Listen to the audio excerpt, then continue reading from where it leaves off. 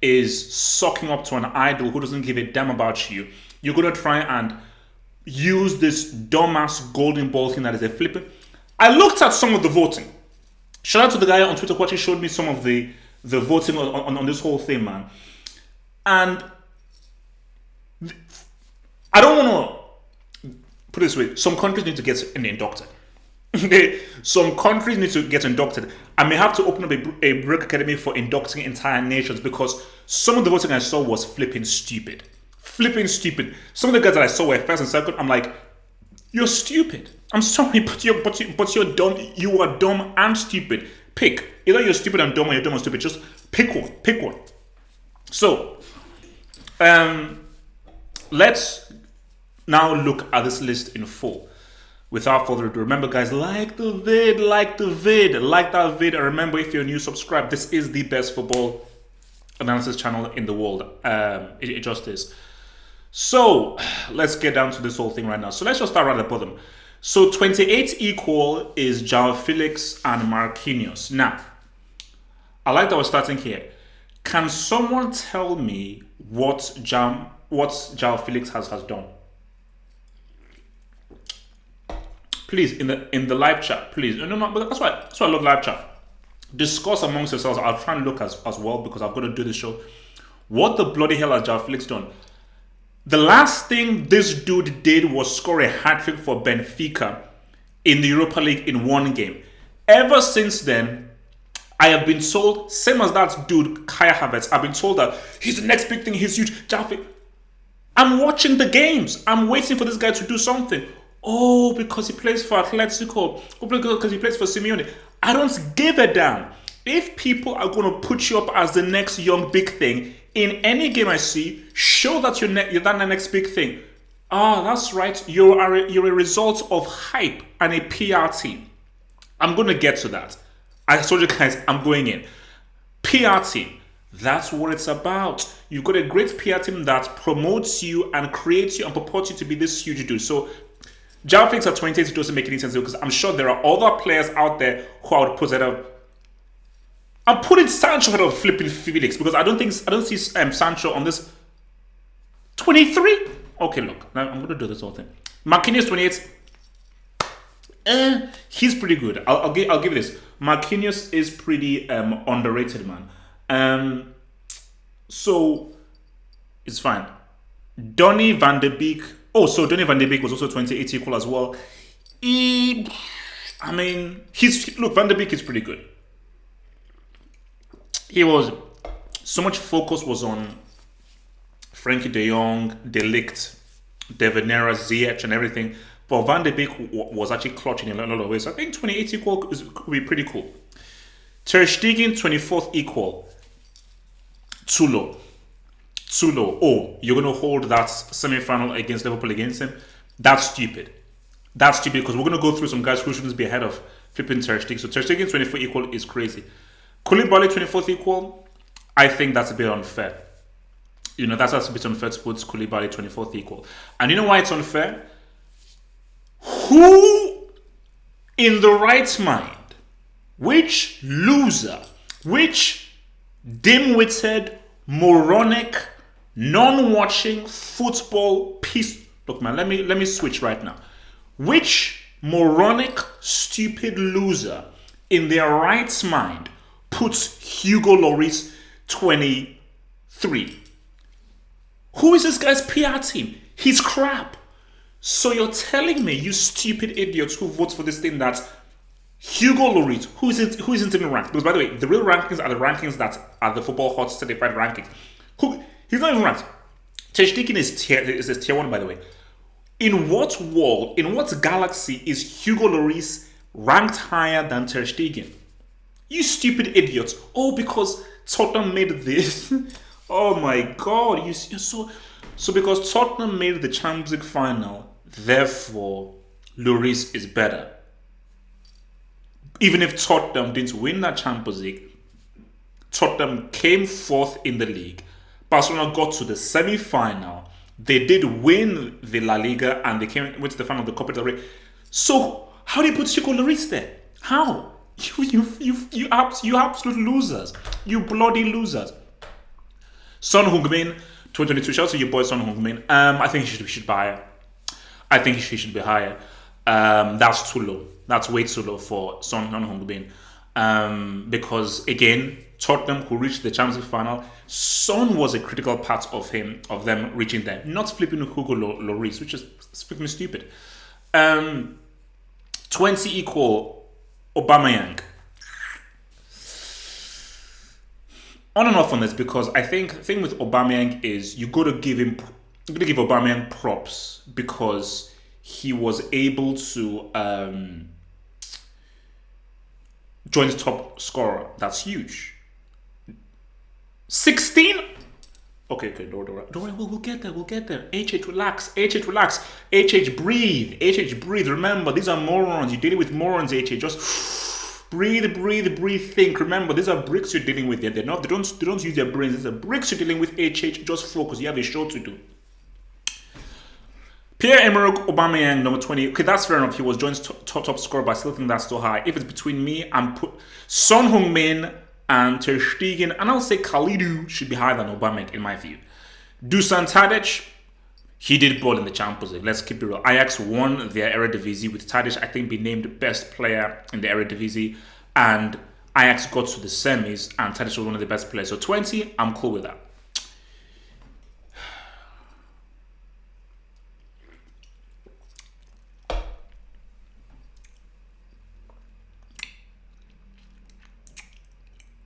Trent, 19.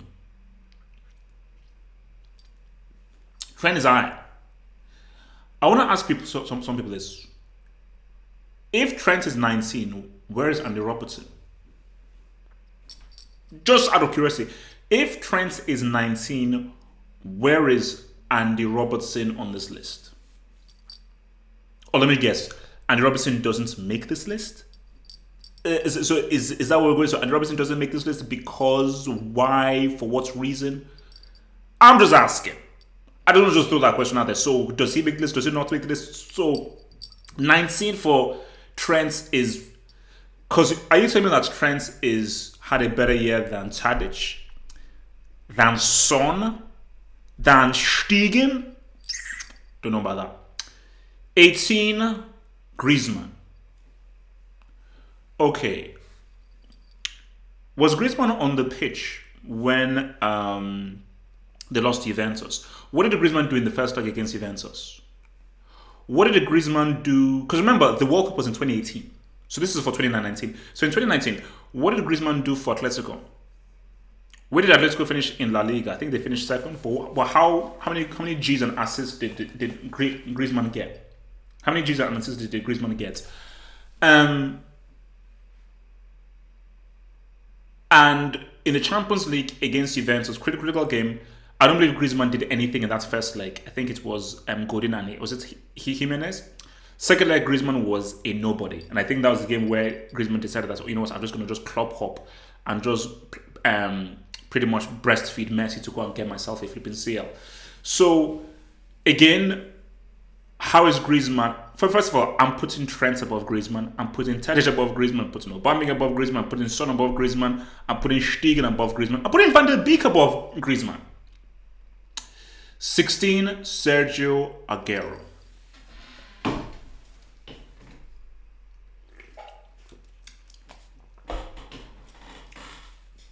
That's true. So where is Origi on this list? I want to see what they're saying. Trent has 20 assists in 2019. Okay, thank you, Starting Merchant. Can somebody do a fact check for me? What are Sergio Aguero's stats there? Oh, sorry. Okay, sorry guys. 17 Firmino.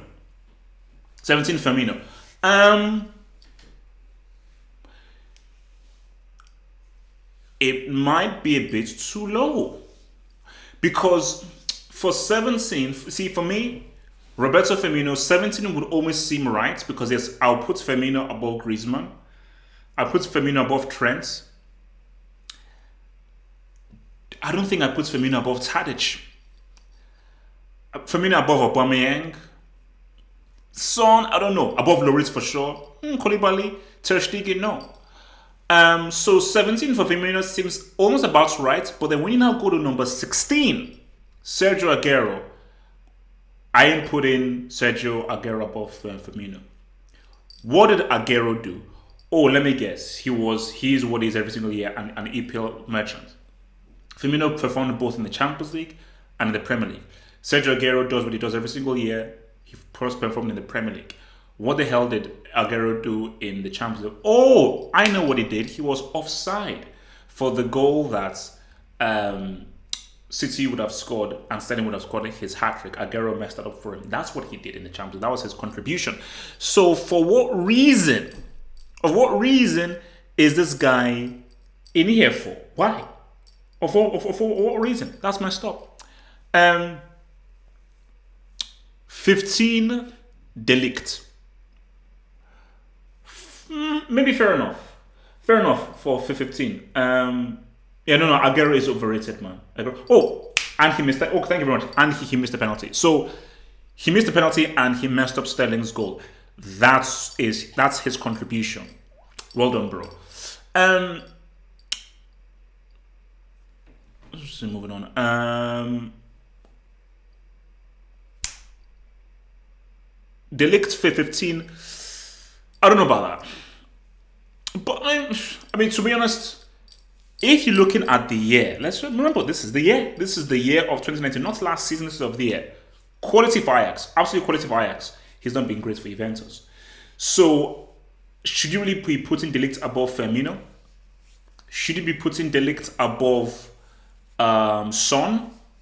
Should you be putting Delict above Ter Stegen? You just saw the kind of sales Ter Stegen did in the last game. I don't think I'd put Delict above those guys. Delict's definitely top 20, but for the full year, I told you he's not been very good for Juventus. 14, Kevin De Bruyne. I think that's fair. I think that's fair for Kevin De Bruyne. I think for Kevin De Bruyne, number 14, I know what that is fair. Now, I think De Bruyne would have said that, well, look, if Pep had actually played me in that first half game against Homeboy. No, so if he had played me in that first leg game against Tottenham, maybe we win that game, we play against Ajax, we beat them, and maybe actually I'm probably in that top 10. Perhaps. Oh, wow. Okay. So 13 is...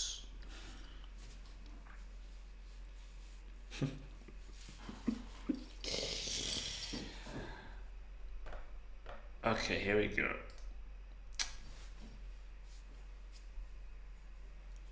So winning a European trophy has no value. I'm just saying. So winning a European trophy has no value. Working with scraps has no value. That is a filthy, stinking insult to what Zad did. That's 13. That's an embarrassment. Because I'm looking at some of the names that you put up above him. That's an embarrassment. Because I'm looking at number 10, number 11, even number 9. I mean, 13, European trophy, one of the greatest individual performances in Premier League history. And look at what he's now doing for Real Madrid in recent games. That's messed up. That's messed up. Minimum 5th. Okay, no, minimum 7th. Minimum 7th. He can't be lower than 7. He can't be. He did too much. He did too much working with scraps. So that's stupid. That is completely and utterly stupid. Sorry, completely and utterly stupid. Dumb. 12, Raheem Sterling, too low. Sterling was money. City, even if they didn't really do as well as they wanted in the Champions League, they did win 3 trophies. Okay? Yeah, they won 3 trophies. They won the domestic treble. And Sterling was at the forefront of those domestic treble. His numbers were money. So, how is he 12? And when we go deeper, Frankie de Jong. Now, Frankie de Jong is not like João Felix. Because he has been good. But Homeboy has even admitted to himself that he's not even had a great start to his career for Barcelona. He was great for Ajax. Pretty good for Netherlands. He's been a hype for Barcelona. So, again, hype. Twitter. I told you, Twitter is very powerful. Twitter is very influential. This is just people just putting in this stuff because how do you put Frank de Jong above Raheem Sterling? How? I mean, Barca fans, please. How do you put Frankie de flipping Young above Raheem Sterling? That is completely and utterly stupid. That's stupid. I mean, what the hell is it? I mean, it's just hype machine, complete total hype machine. Okay, okay. See now, this Real Madrid one is tricky. This is all about Algeria. It's all about Algeria, and because of the weighting of Algeria and what he did, leading them to like their first Nations Cup since like 1998 or something like that. It probably makes sense. You see, this Mars thing, it probably makes sense. You're like, okay, something like that. It's like, all right, okay, I mean, it's stretching, it's pushing it, but okay, fine, cool, okay, you got me. Because it's just for what he did for Algeria. And for me, I just think, international trophies and what you do internationally, it's huge. Guys, we've got 140 guys in here. Like that vid. Like that flipping vid. If you're new, flipping subscribe. Like the vid, man. It doesn't cost anything. Like the flipping vid. 9 for Bernardo Silva, I think should be higher. Same with Sterling. Sterling and Bernardo Silva are too low. I mean, my God, City won 3 trophies. They won 3 trophies. And I think with regards to the year of 2019, Sterling and Silva have been flipping amazing. And who was voted best player of the Nations League tournament? Bernardo Silva. Bernardo Silva balled for Man City in the league campaign, and he balled for Portugal in the Nations League. Doesn't that mean anything? That should mean something. So I think that's a bit unfortunate, and I think that's a bit harsh in my dear view. Where are we going here? Lewandowski, 8. Okay, look. Lewandowski as number 8. Wasn't Gnabry voted best Bayern player last season? Now, I know Lewandowski has had a superb start to this season. So maybe you can argue. For me, my thing is, how good was Lewandowski in the latter part of last season? So if you look at the first half of 2019, was Lewandowski that much money? Maybe. I don't know. I'm up and down with that. But I think that he's been so flipping insane to the start of this season, which is the second part of 2019. 8 maybe is fair. I think what Lewandowski has done, he should be top 10. He should be top 10. So I think 8 maybe seems right. 7, Alisson. Okay, now this is where we now get real. Why is Alisson ranked higher than Ter Stegen?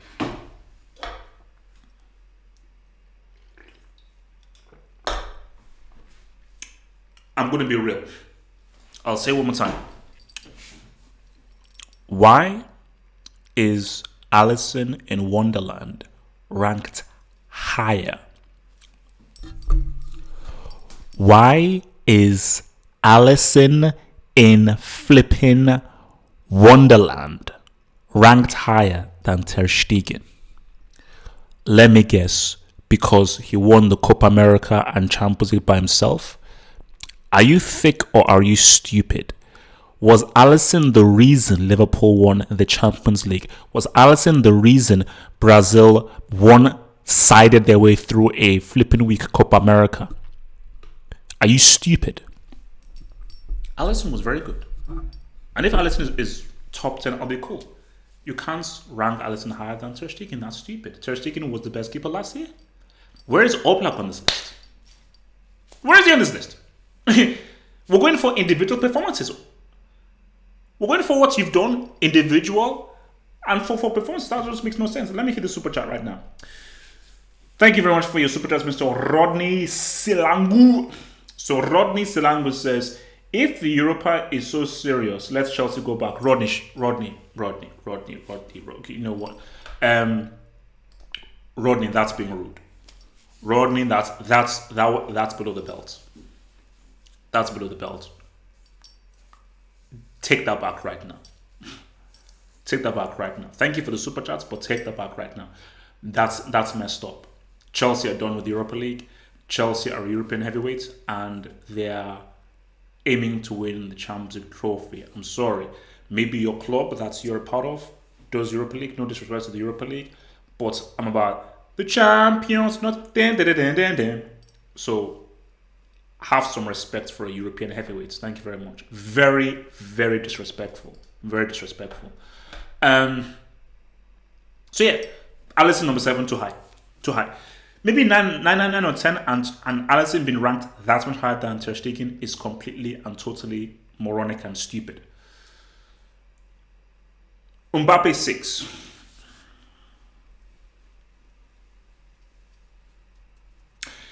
You see, I tweeted out something that you have to respect a World Cup winner, but someone said that that the World Cup was in 2018. I don't give a damn. I think once you win a World Cup and you score in a World Cup final as a teenager, that should give you like extra energy. You know, like how whenever like Mario gets that star or something, like that's extra mushroom, it should give you like extra energy for at least the next 2-3 years. So if you're a World Cup winner and you score in a World Cup final, you can't be below 5. You can't really be below 4. So Kylian Mbappe at number 6, I get it. We're looking at the year 2019. And if we look at the year 2019, I suppose that, Uber Eats. And that's why Mbappe isn't signing a new contract. Rightfully so. Mbappe, I am begging you, don't you dare sign that new contract. Do not put pen to papier. I'm begging you. You're the prodigy. You're the new person. You're here to take out that brute, Messi, Cristiano, those whole thing. Do not put pen to paper. I'm begging you. Do not put pen to paper. You have to leave Uber Eats, because the reason why you're number 6, the reason why you've been disrespected, the reason why they're showing you that disrespect is because you're in the Uber flipping Eats. Okay? No one cares about the Uber Eats. That's why your boy Marco, that's why the rat is being disrespected, because he's in flipping Uber Eats. Okay? You can't win the Ballon d'Or in the flipping Uber Eats. Go to Real Madrid, Barcelona, whoever the hell you want. Chelsea, Mbappe, come to Chelsea. Come to Chelsea. Let's get this trouble. Let's get this trouble. Come on, come to Chelsea. That's right. Let's go. Tammy, Mbappe, Pulisic. Boom. Let's do it. 2019-2020. So yeah, just because of Uber Eats. 5, Salah.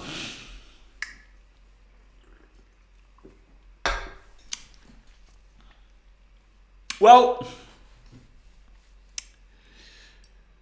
he was joint top scorer last season. I'll give you that.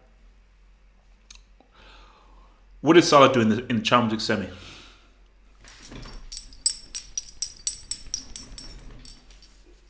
Exactly. What did Salah do in the CL semi? In the CL final, he scored a penalty. Who won the penalty? Who won the penalty for him in the CL semi? Because we're going to talk about that. What did Salah do with the CL semi? Please tell me. What did he do with the CL semi? 5 is too high. Let's do the super chat right now. This is a super chat here from Mr. George Lyle. George Lyle, thank you so much. Thank you so much for your super chats. You are obliged. You are helping the football horse to ride, to live, and to George Lyle says, LFC lost the Champions League the year before without Alisson. George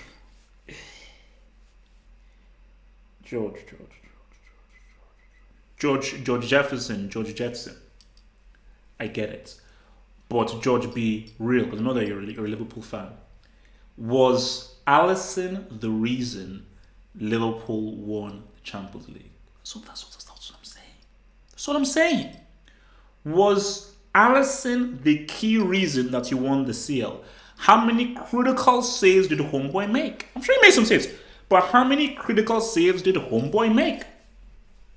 How many did he make? That's what I'm saying. How many did he make? So I just think that Allison made a difference, 100%. Of course, he made a difference. We're talking about what is the degree of the difference that he made. I don't think that he made a large enough difference for where he should be ranked 7 and he should be above Ter Stegen. He should be top 10, for sure. Top 10 for sure. I think 7 is too high. I just think 7 is too high. George, are you telling me that Alisson's 2019 was better than Bernardo Silva? Than Sterling? Than Stegen? I just can't agree with you there. Super chat here from Martin Rosario, $2 super chat. Thank you very much, Mr. Martin Rosario. Thank you so much, Mr. Martin Rosario Dawson. Alexander, she had a great pair of easy kids. Don't watch this. Martin Rosario, can't wait for Sunday. Laugh my ass off. Martin, of course. Look, Sunday's gonna be great. Saturday's gonna be great. Remember, Saturday is the open hangout. Sunday, beautiful. Hopefully, we'll have Juju Man back on Sunday because he's still trying to get a degree. So let's get back to this whole thing right now. So Salah at number 5. I don't know about that. Number 4. Now this is where we now get deep. LDO. Mane has had an exceptional 2019. How many critical goals did Mane score for Liverpool during 2019? Last season. How many critical goals has he scored this season? How many critical plays has he made at the start of the season? And in that Champions League final, who won the penalty? Who won the penalty? Who was there, right place, right time to win the penalty for Liverpool? It was LDO. LDO has been insanely critical for Liverpool, and it was instrumental for the amazing league season, for the Champions League win, and for the great start to this season. So LDO should be 3, 100%, and there is no argument about it. He should be 3. He should be 3.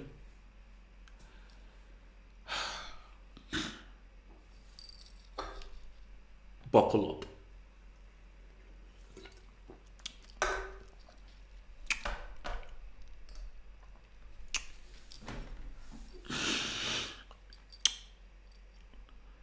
Some people ask me, what is your issue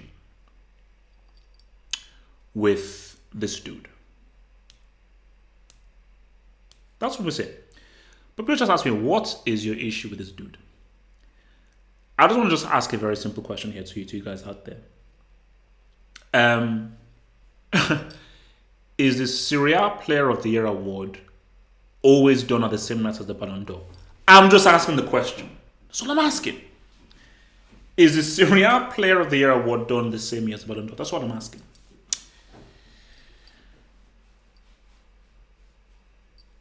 In what galaxy was Cristiano the third best player in the world in the year of our Lord 2019? I'm just asking. On what planet was he the best player in the world in the year of our Lord 2019? He had a damn good champ, was it? 100%. Have you heard of a dude called Fabio Cagliarella? Fabio Cagliarella, who scored probably one of the greatest goals I've ever seen in my life in the 2010 World Cup knockouts game against Slovakia. He outscored Cristiano in the league. So Cristiano wasn't even top scorer in the Serie A. So, he wasn't top scorer in the Serie A. Got knocked out in the Champions League quarterfinal, although you did do your bit. And even going through the whole year of 2019, Cristiano has been garbage from the start of the season. He's been crap. And I watched the last game against Sassuolo, and that has to rank as one of the worst performances I've seen of a so-called top player. So I refer to the charts right now, and I'm looking at the charts. Who here in the charts believes that Cristiano should be 3? So I know. So I know who lacks a brain. So people in the live chat, tell me, Which of you people believe that he should be ranked as 3?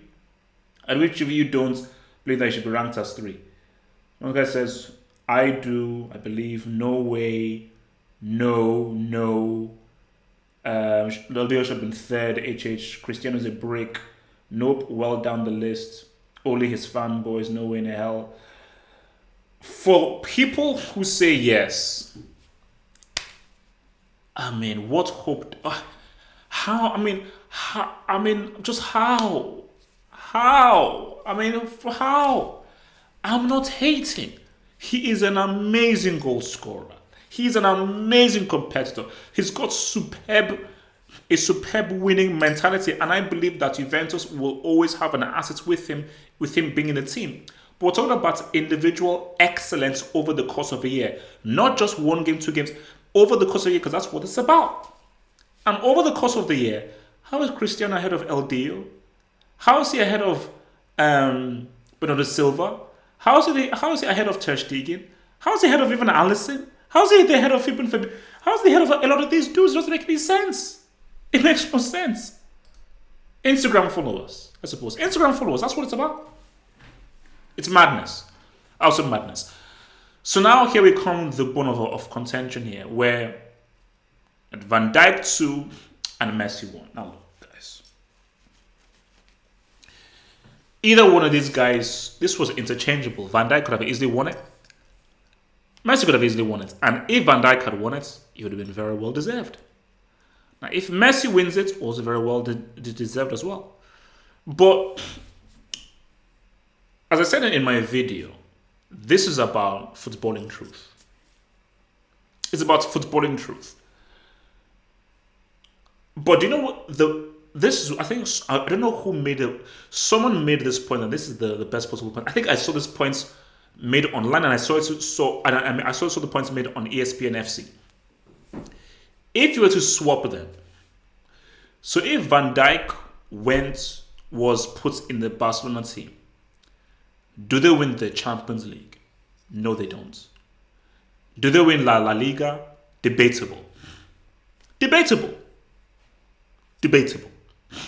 You know, because Van Dijk, you now have to do some serious defending. You don't have Henderson, Milner, or that system to really protect you. You're playing your partner in defense is a brick called either PK or Longley. So if Messi goes to Liverpool, you're telling me that a front line of Messi, Mane, and Firmino, or Messi, Salah, and Firmino won't outscore anybody they face? Really?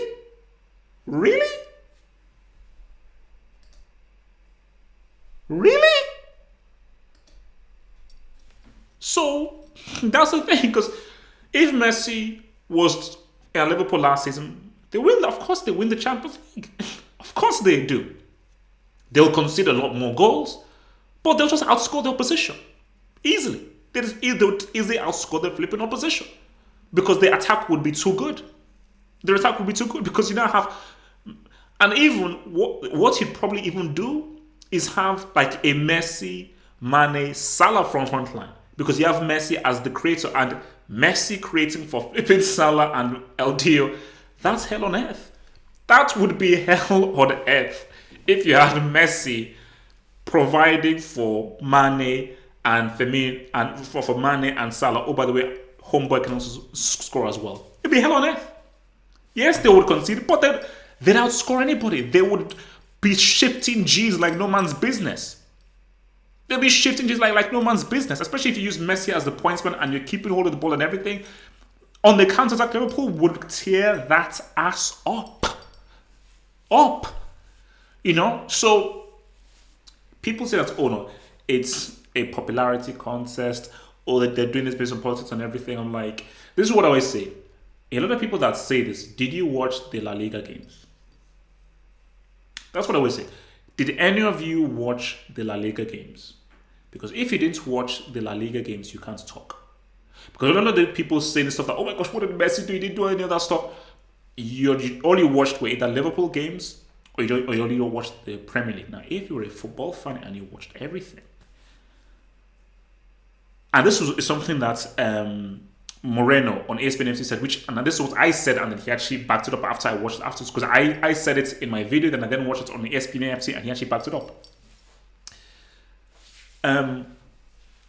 Messi literally carried Barcelona in that team, where he was everything in the attack. It was stupid. And so what it is like that, an argument can be made that Messi's best season was last season.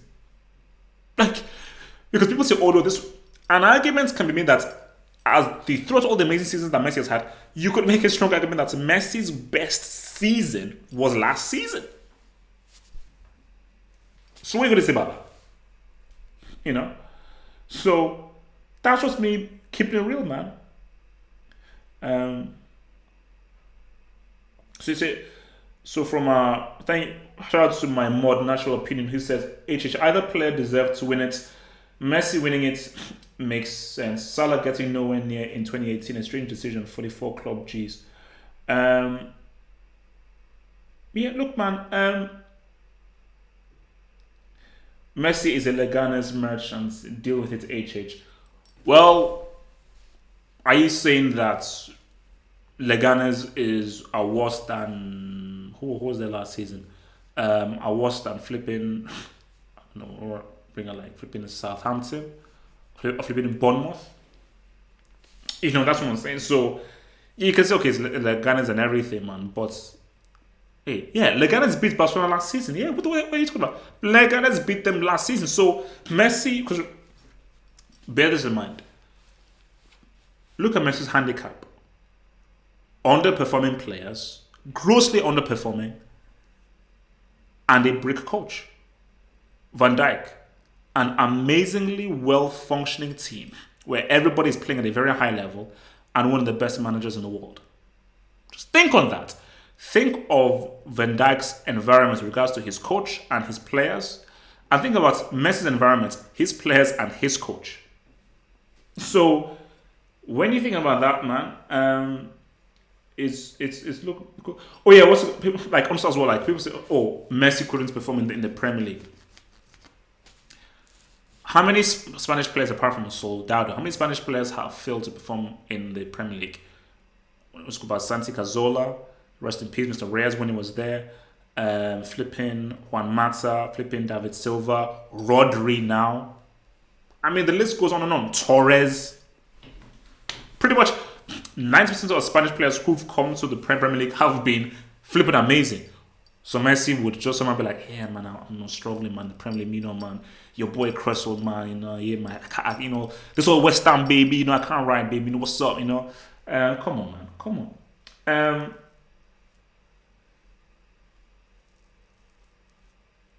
Messi's like wife only works. So that's the whole list there and there, man. So look, man.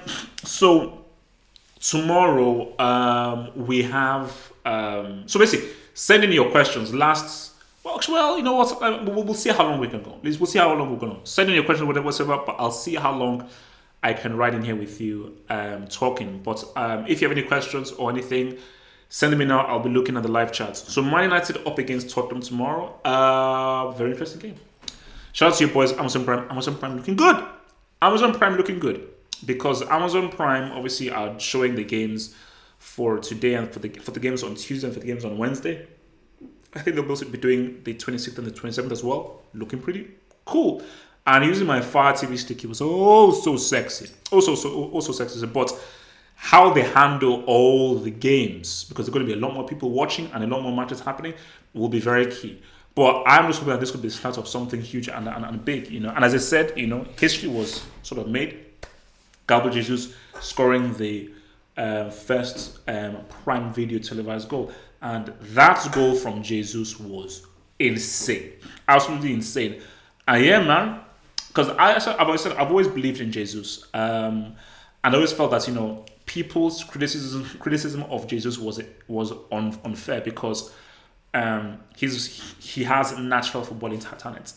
His natural footballing talent is there, and I just think that he's a quality player. All he needs is guidance, an arm around his shoulder, and just people to believe in him. Believe in him. Believe in what he can do. Believe in his talents. And I think if you believe in his talents, I think this guy can do truly, truly amazing things. And I think that is what he is doing. I think that is why he is performing so well. So well so far. Because remember, he's still young. He's still young, and I think he can definitely improve. Like Aguero is now pretty much past his peak. I think he's like in his 30s now. Homeboy Jesus is still in his 20s, and I think Brazil look at him as like their next really main striker. So what he didn't score a G in 2018. He still colored Vincent's company, and that should have been a penalty in that game against Belgium. That was just an insane goal. Absolutely an insane goal. And it's pretty much putting your boys, Man City, on maybe a good path to go on a winning run. That's the best they can do. Call me crazy, call me psychotic, call me loser. I still believe that Man City will win it. I still believe that Man City will win the league. And I just that it's not over until it's over. It's not over until it's over. And I think, all City can do is win and hope. All they can do is win and hope. Because they just have to hope that Liverpool can drop points. Because the City's hope is that they can slowly chip away at the lead. So when they face Liverpool at the Etihad, it's like a 6-5 4 points gap that they can maybe hopefully surmount. Because if they can't do that, then it's going to be tough. But with regards to Man United against Tottenham, man, man. I mean, are United stupid? Shout out to my patron member, Mr. Mo, what are out there, man. Look, man, why is Solskjaer still the manager of this club? Because my thing is that Tottenham should win. It could definitely easily be a draw because I think United definitely raise their games during big games. But if Tottenham beats Man United, and by adding salt into the wound, it is one of their old boys, Uncle Mo, that does the stabbing into the wound. Is Solskjaer still going to be the manager? Like, what? I'm sorry, United, you've got it wrong again. You just have to admit it, you've got it wrong again. Because Solskjaer is doing much worse. And I think we mentioned this on Talking Tactics, and I think Carl on Talking Tactics, he actually made me the point. And I think I remember someone else making this point. If Solskjaer was sacked, which Premier League team is hiring Solskjaer? Which Division 1 team is hiring Solskjaer? Which Division 2 team is hiring Solskjaer? Which Division 3 team is hiring Solskjaer? Which conference team is hiring Solskjaer? Which Sunday League team is hiring Solskjaer? Which Brick Academy team is hiring Solskjaer? Which nursery school under 8 team is hiring Solskjaer? Which Polar Bear FC team is hiring Solskjaer? Neither. So, bruh, if United lose that game, they need a win. They need a win. But if they lose that game, bro, I don't know, man. I don't know. So let me hit this super chat here from my dear friend Machine. So Machine, thank you for your $10 super chat, Mr. Machine. HH, tell us what Messi won for. Dribbles against Huesca, punching Fabinho, spearheading the greatest flop job in the history of the UCL, putting in the worst Copa America performance in living memory. Now, Machine, you can only play against what is in front of you. You take the Champions League game. Let's look at that, because I'm going to answer you fully here, Machine. We look at that Champions League game. First leg semi-final, who scored two goals? Messi. Who scored an absolutely ridiculous free kick? Messi. In the second leg of that game, Messi provided. All else flopped.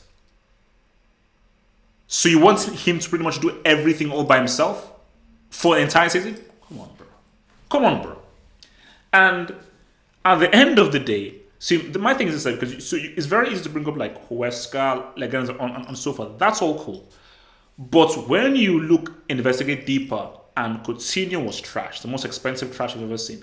Cannibal wasn't that flipping great. Who else is there? Usman was coming in and out of injury. Who else is there? Who else is there? So you have grossly underperforming dudes. So Messi was literally, as an individual, carrying this flipping team. carrying the flipping team. I watch the flipping games. So when you have a guy that is doing so much as an individual, you simply can't ignore it.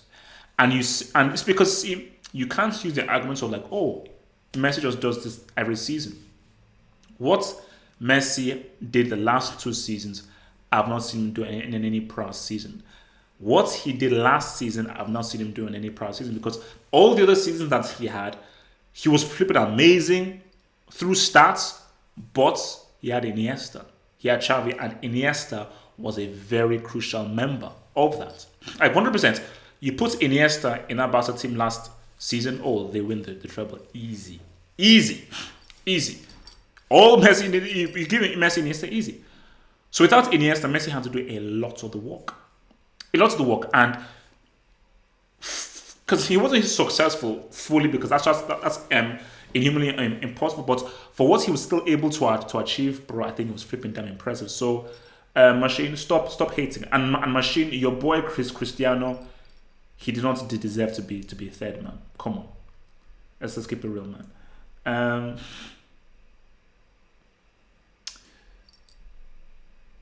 Okay, let's see what those guys saying, man.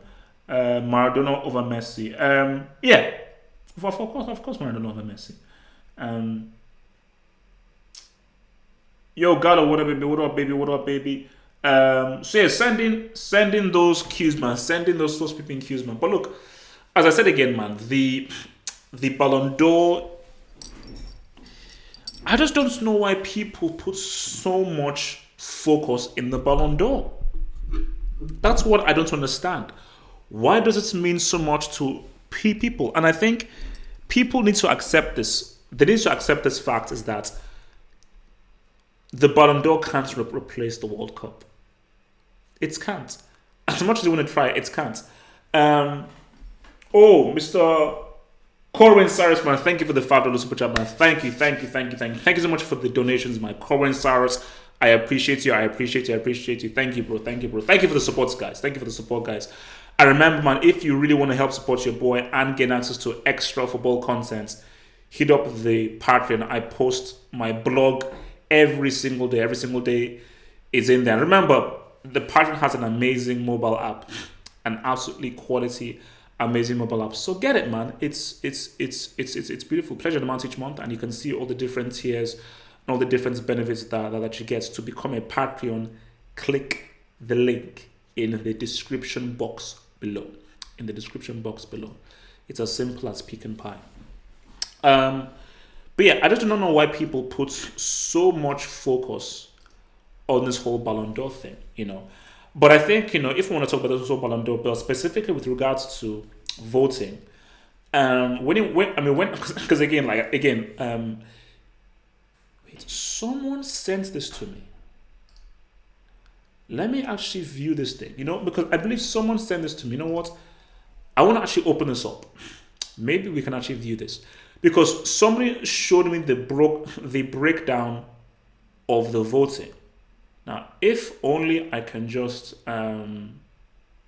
find it, because it's because when you look at what some of the countries voted for, I'm like, I don't care about your updates, man. Oh, what the hell? It's crazy because you could definitely that people just have a bias, and I don't think that people are actually voting based on being objective. And people feel like because it's this person and I like this person, I have to vote for this person. Whereas no, you don't have to vote for this person if you like this person. You vote for them based on taking a step back and be like, oh, okay, this is fair, this is good, and this is what they've done throughout the flipping season. And it's like, to not put Sadio Mane third is insane. And some may say that if you want to look at the full 2019, he may even have a strong argument to actually even be second, because as of right now, El Dio has been money. LDO has been flipping money. So where is the breakdown on this whole thing, man? Because that's why I really want to find the breakdown. Oh, what the? Because if it's in notifications, what the hell?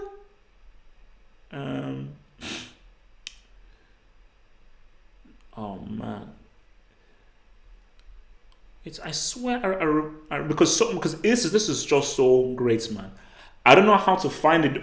Whether if somebody can sort of help me find a where you see each country and you see the breakdown of what each country voted for. Yeah, am I on the right thing? And this computer is such a flipping brick, man. What the hell? You know what I'm gonna do? Let me do this. Ballon d'Or voting. That's what we're gonna do. So while I just do that, let me just hit this with the super chat here. Oops. Thank you, Mr. Brian K002. Thank you for your super chat, Brian K002. Super chat. He says, HH, what is your favorite food, drink, and dessert?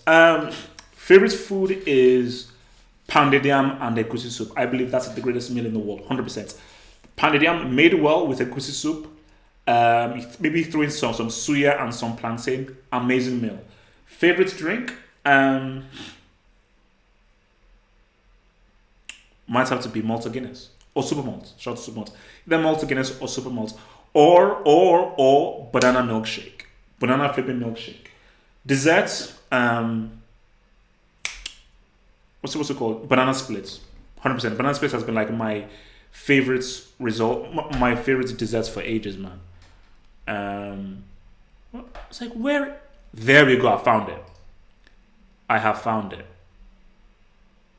Oh my god, what the hell? Wait, why can't I go into this in detail? You see, I have found it, but I can't. Okay, you know what? What if we do this? Command plus.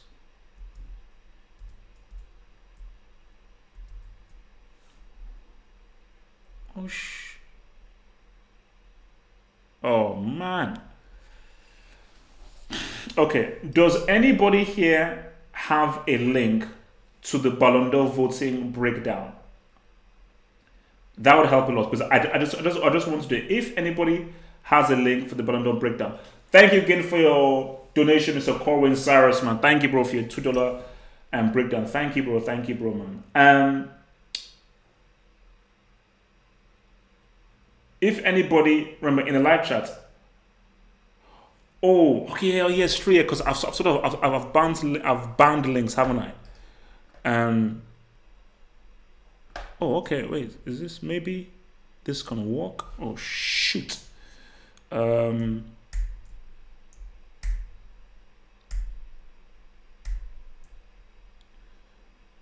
Oh man. Yeah. I mean, if I could only just do this for Ballon d'Or contributions, but look. My thing about it is, look, if it was me, I would have actually given it to Van Dijk. And I still say it, and I wouldn't have given it to Van Dijk as a sympathy vote. The voting was, because trust me, it was close. Now, as much as I think that Messi deserved to win it, I don't think it was a case of like, oh my gosh, Messi was so much better than Van Dijk, and it was so, no. I think that is unfair, but I think that it was so close that I would have given it to Van Dijk based on, I think it is always important that defenders win it. I just think it's always important that defenders win it, because I think, like, when it was even given to Cannavaro, I was like, oh no, this is good for the game. This is good for the game. Because by giving it to, like, when Cannavaro won it, it just shows you that, like, football is more than just a celebration of stats merchants, you know. Because a lot of people love to be stats merchants, and look, when that's not the flipping way to go, man. Wait. Okay, here we go. Aha. I think I have it here. Now, I'm not sure how well you guys can see it, but I think this is the best that I can do. So, okay, so for instance, let's just view this a bit now, and maybe I can just read it out. Oh, there we go, full screen. Come on, full screen, man. What the hell, you brick? Guys, we're in. We are in. So let's look at this right now. Doria, I see the super chats. So, because they're just particular countries I want to look at here. Wow. So Germany had Lewandowski, Mane, Van Dijk, Mbappe, Messi. Interesting. England. Oh, Henry Windsor. You see, do you now see why it's important for regular analysts like me to go? Henry Windsor is one of the most Henry Windsor is one of the most sort of renowned, well-known, respected writers out there. So Henry Windsor, you are paid to be a football writer. You are paid to be a football analyst. And Henry Windsor, Van Dijk 1, okay. Messi 2. Cristiano 3. Sterling, Alisson. So Henry Windsor doesn't even put Mane in top 5? Like, for Henry Windsor, you're stupid. You have to be stupid. How did Cristiano have a better year than Mane? You know, because again, this just shows that even people who are the higher ups and are sort of perceived as the great writers, they fall into this whole popularity crap. Let's say another whole thing. Azerbaijan had Van Dijk, Mane, Salah, Messi. Because I always want to say, actually, Nigeria's was slightly disappointing. Now this, wow, Ivory Coast had Alisson, Mane, Mahrez, Van Dijk, Mbappe. Now that's weird. How the hell did Ivory Coast have Alisson on number 1, man? No, but see, more like you can't have an opinion. See, this thing about football is it's not subjective. When you're voting for stuff, it shouldn't be subjective. Objectively, Mane had a better 2019 than Cristiano. That's just an objective truth. That's just an objective truth. An objective truth is Cristiano wasn't the third best player. It's just that people just feel like out of just some kind of weird ass necessity that they just have to put him in there. Yeah, I want to check out Nigeria.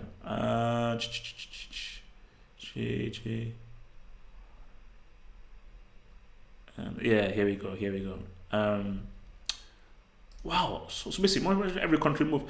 So Nigeria had Messi,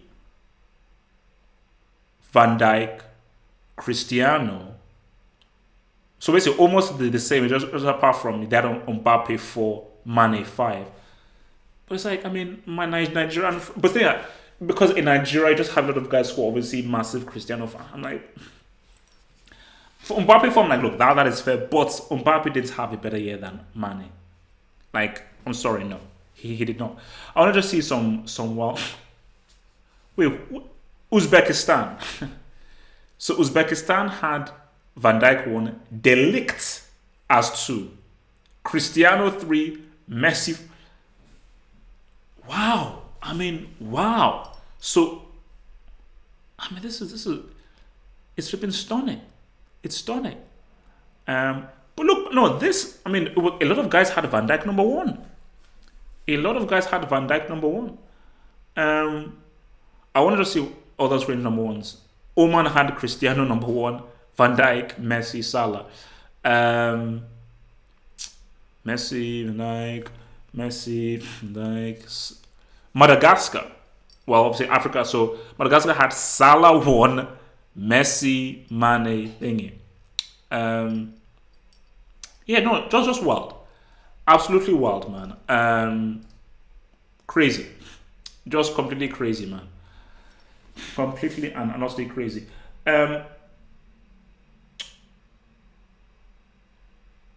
okay, I think I sort of missed one here. Let me hit back to it. Hit that super chat. So thank you, Mr. Rodney Selango, man. Rodney Selango said, most embarrassing Chelsea loss. Bro, that Man City lashing was pretty bad, man. Because the thing about that Man City lashing, it was the hype up to the game and the fact that I was on Fan Park Live. So because I was on Fan Park Live, I was beating my chest and everything, and City got that ass. So City got that ass in wide public view. So when that happened, I was like, bruh, man, that's deep. That's deep. So yeah, I think that Man City shakedown last season was no, that was harsh, man. That was very, very harsh indeed. Um, oops, sorry. Let's see what else you guys are saying, man. But yeah, so yeah, man. I mean, so just looking forward to the games to run. Look, I think Liverpool are going to beat Everton, man, for sure. I think they're going to beat Everton. Actually, let's even look at the. Oh, what am I doing? Sorry, the games tomorrow. Premier League. Premier League. Okay. Let's check out the fixtures, shall we? See more.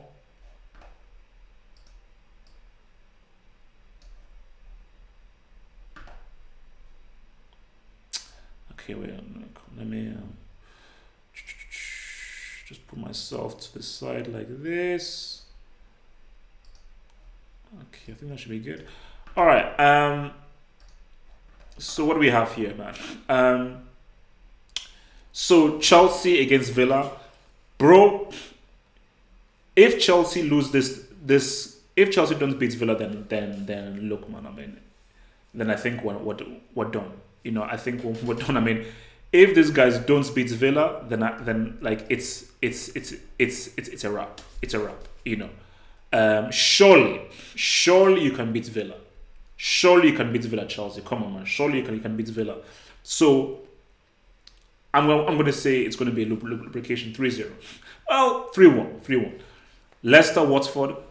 Yeah, Leicester win. I think Watford just sacked Flores. I think another Leicester win, which means that these guys are looking good. Southampton, Norwich. I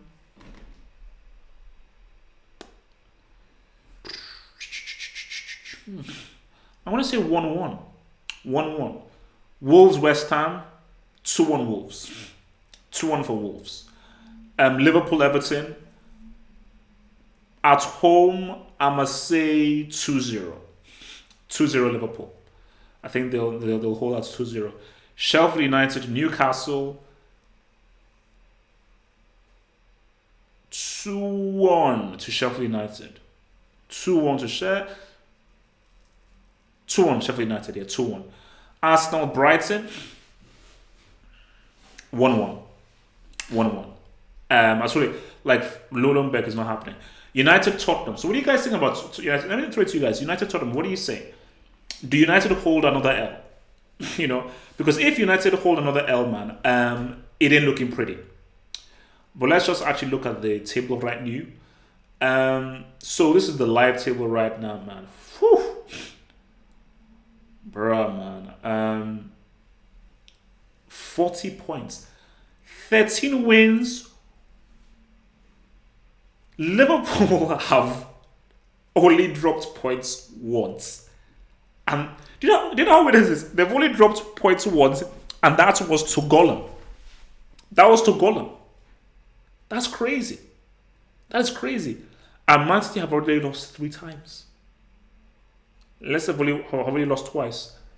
But you look at so let's so 26 points for Chelsea, 21 points. But obviously, Palace have played the game in the hand. 20 points for Tottenham, so Chelsea have to win. Chelsea need that win. They need to put that pressure up. They need to put that pressure up on Liverpool, man. Wolves, Sheffield United, Arsenal now falling away. United are 10th. So basically, United are now a mid-table club. They're now pretty much a flipping mid-table club right now. Watford not looking good, man. Watford not looking good. Watford 8 points, Norwich 11 points. But yeah, man, Leicester City, man, wow, like 10 wins, 2 draws, 2 losses. And you know what's crazy? Remember, they've played a game less, and their goal difference is only 2 behind Man City. How crazy is that? Their goal difference is only 2 behind Man City. Flipping heck, man. That's, bro. No, Rogers. That is very impressive, bro. That is very impressive. All right, let me hit up this other super chat here, man.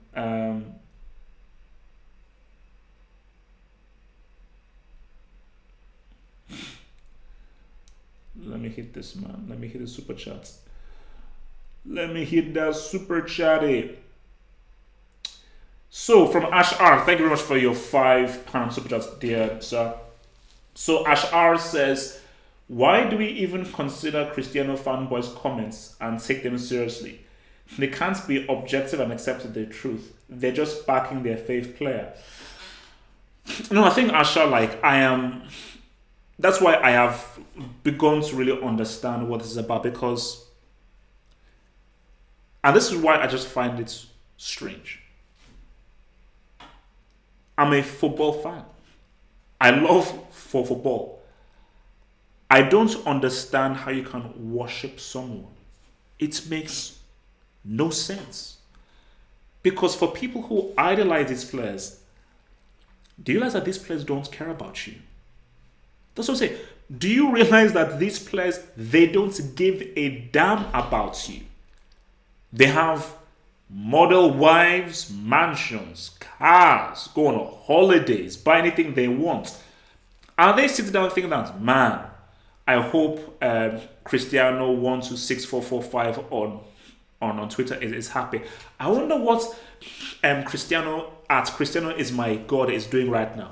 Do you think that they're doing that? So, because I have this guy on Twitter, I think he's called at Antonio, and he always even throws like racial stuff towards whenever I say stuff bad about Cristiano. This guy, anytime I critique Cristiano, like boom, this guy just responds with like insult. Who are you? You this, you that, you that. And I'm like, how sad is your life? Like, you have to be sad. Like, there is one thing if you really believe this player is good. From a footballing point of view, you see Cristiano as a very effective, direct attacking player, amazing goal scorer who has superb movement, superb hang time, jumping skill, and you're coming forward with footballing arguments that we can actually debate. But there are guys where it's not about football, it's like, I just have to support him. But I say, why though? Surely the best thing to do is take a step back and be like, what is the footballing truth? How effective has this player actually been? How influential is this player for this team? But for these people, they don't even view that. All they view is that, no, whatsoever. So my thing is that when Cristiano really begins to decline and really begins to just be totally trash, like, then what? Because my fear is, and I think this is what this whole thing's happening, because I'm not even, okay, look,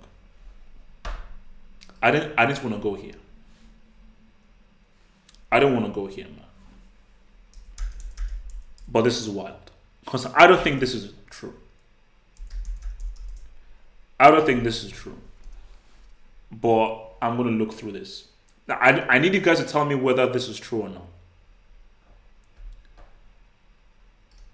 I just need to know whether this is true or not. Because if this post is true, this is very worrying, man. So let's see whether this is going to hold up or load up right now.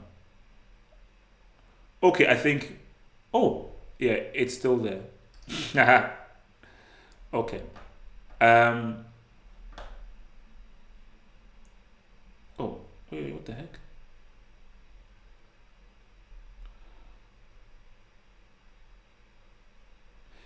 because this was okay. It's not in English because this was the post by Cristiano's sister, but it's not in English because let me even show you. So this was a post apparently by Cristiano's sister. Actually, let me sort of just do that a bit better for you. Yeah, that's a lot better. There we go.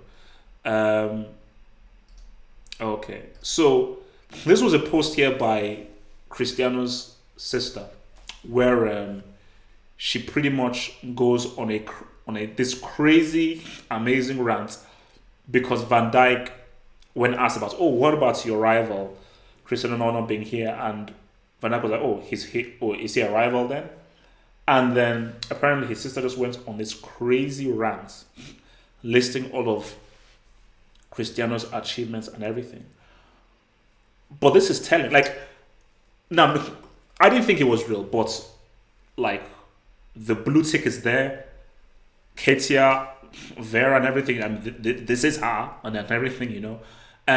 So when you're now looking at this right now, I think it's almost certain that he really cares about winning this Ballon d'Or title. He really cares about winning his personal titles. And you see, for me, I don't really care about the whole Messi Cristiano kind of comparison and everything, but my inkling has always been Cristiano cares. First of all, he cares more about this rivalry than Messi does, and he cares more about this Ballon d'Or titles than Messi does. Because I remember Messi said that he would trade all of the Ballon d'Or titles for winning a trophy with Argentina. You know, and because again, during all the times that Messi lost it and everything, I don't think you saw Messi's sister or brother or anything right there. Because see, for Messi, I think he's never cared about the rivalry. He's never actually cared about the rivalry. In Messi's view, he just plays because, and this is what I've always said, like, Messi knows deep down that, like, he knows, yeah, I'm better than him. I've always been the better football player. So I'm just going to just play. So because again, Messi isn't on Twitter online, but like, oh my gosh, let me choose against the Cristiano. Like, Messi doesn't even acknowledge the Cristiano fanboys because he's got a family, he's got a life. I think he even says that even when he doesn't play football, he doesn't actually watch football matches, so he's just chilling with his life. So he has a life. You know, he has a life. So I think in Messi's views that, because he knows that, like, of course I'm better. Like, I can dribble, I can create, I can assist, I can score, I'm a facilitator, I can play make. So obviously I'm the better player, you know. But because see, this is always the key thing. The person who talks the most and keeps making it a big deal must be more insecure. Because if you're so sure that you're better, you don't have to say anything. You just let your football do the talking on the pitch. And even if you're not awarded, fine. You just let your football get talking, you just let your football do the talking. But looking at that response by Cristiano's sister, because that was a lengthy post, I'm like, does it really hurt you that much that you didn't win? You shouldn't even have come third, you know. So, but my thing about this is that for Cristiano, your focus is just get that Champions League, because now if you win that Champions League for Juventus, that is a huge achievement. That is a huge achievement because, you know, you've got the European Championship, you've got the win for Man United, you've got the win for Real Madrid. So if you help Juventus win the Champions League, that is a huge stat that supersedes any Ballon d'Or titles that you've won. Supersedes it. So that's what you should be focusing on. So, but it's just worrying of how much homeboy cares. How much he cares. Of course, Ronaldo is better than. Of course, Ireland is better than Chris. Actually, wait, where is Origi on the list? You know, but see, with the way things are saying, you'd want to put Origi on the list, but See, if there was like a separate list for clutchness, Origi would be number one. Just for pure, like the most clutch player of 2019, Origi, easily. But it's just your consistent performance throughout an entire year. And I think because Origi didn't play that much, you can't even put him number 20. But if there was a separate list for just being clutch, then 100% he'd be. Oh, sugar! He was 67? My lord. My lord. 67! Jesus. Oh yeah, Chiellini. Yeah, Chiellini's comments. See, like, see, see, Giorgio, I respect you as a defender. Amazing defender. One of the best defenders of your generation. So, Real Madrid rigged the Ballon d'Or last season because Cristiano left. So, Madrid rigged it for Modric.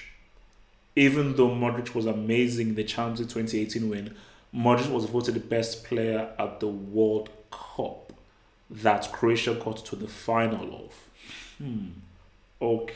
I don't know how that works. And yeah, Modric was the best player on the pitch in the second half in the Champions League final. Modric had the most man of the match awards at the World Cup, led his team to the final. Cristiano did very well. 2018 Champions League, didn't show up in the final. And he had one great game in the group stage, was a ghost against Uruguay, but he was robbed. Like killing. I mean, come on, bro. Come on, bro. Please speak the objective truth. Speak the objective truth, man. Origi is not more clutch than Drogba. Relax. Drogba is the most clutch football player of all time. There has not been a more clutch moment. Because I think we had this discussion before. Which moment was more clutch? Ramos 2014 or Drogba 2012? Has to be Drogba 2012. I'm not speaking from a complicated Chelsea fans' point of view. Chelsea got lacked. They got their ass beat in that game. And I remember that game, like Toni Kroos was amazing in that game. Toni Kroos was absolutely amazing in that game.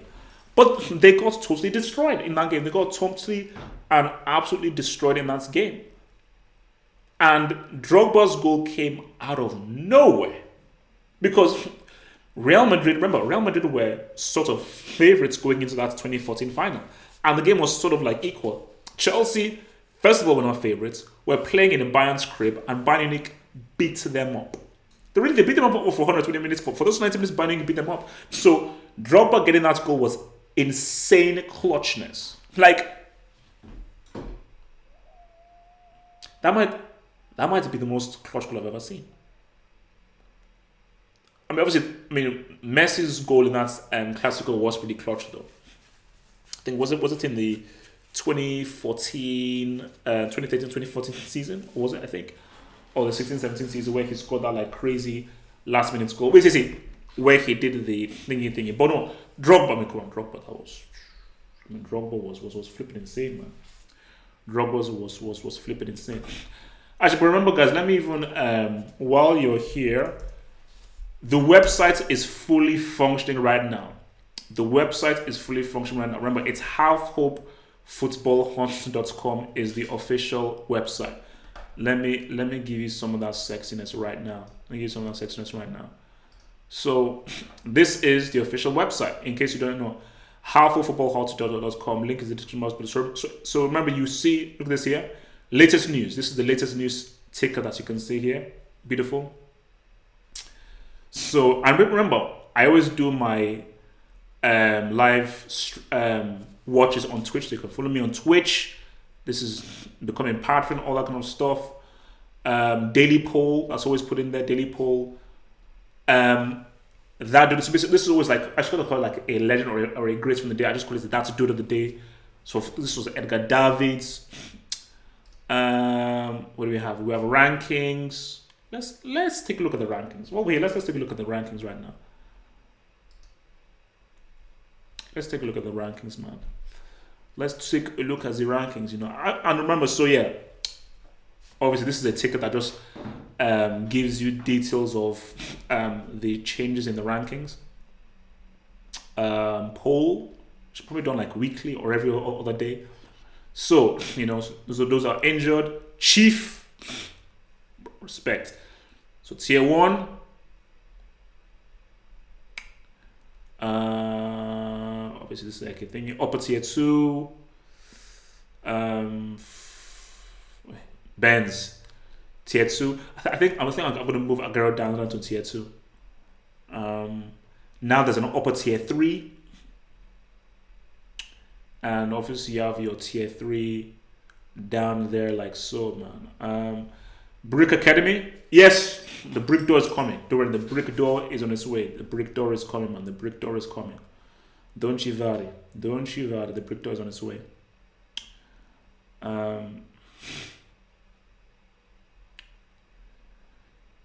Your boy with that PhD. So these are the brick door things. Scholarships. The wing. There's this wing. Basically, this wing was built in 2017. So this wing has been here for 2 years, going on to 3 years. Like, oh yeah, my gosh, we're going into 2020. Oh my gosh, it's the end of the decade. So that's the PSG wing, Class A. Hey, look at his face, man. Oh, good old Ernie, Uncle Ernie, man. Your boy Unai. I think Unai should be Class A, shouldn't he? Yeah, it should be Class A. Class C. And those are on the review. Champions League. The Champions League page. Again, poll. Team focus. Now, I basically this is weekly. So this is the team focus for this week for Barcelona. So I'll just look at the team, the key player, Uncle Ernie. Look at the boss. Flashback. Just like a flashback of an iconic moments in the CL history. And obviously the Champions League playlist for you to stay abreast. And Hall of Fame. One of my favorite sections. So in case you don't know what the horsemen are about, these are the horsemen. These are the 5 horsemen. So you obviously got Armando. You got the boy Pele. You could go, look at this guy. Look at this guy. This is my dude. Renildi.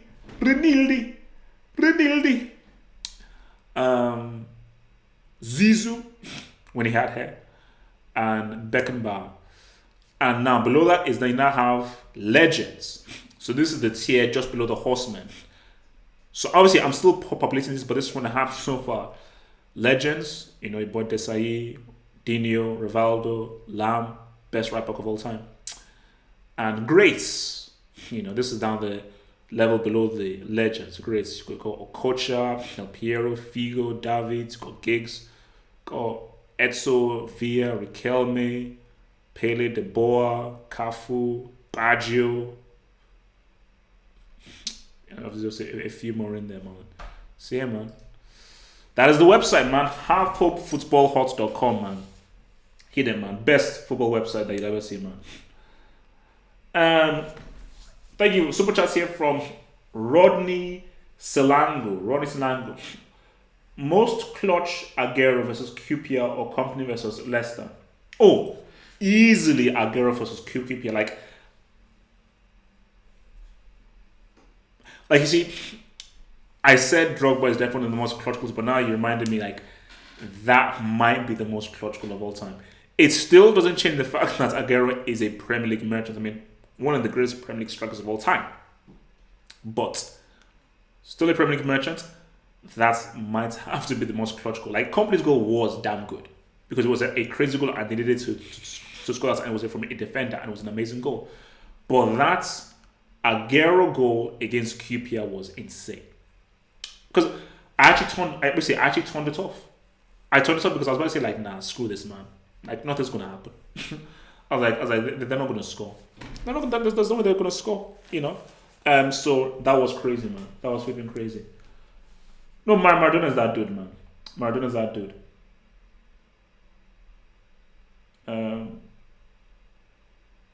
Yeah, well, of course, Drogba is a great. What the heck?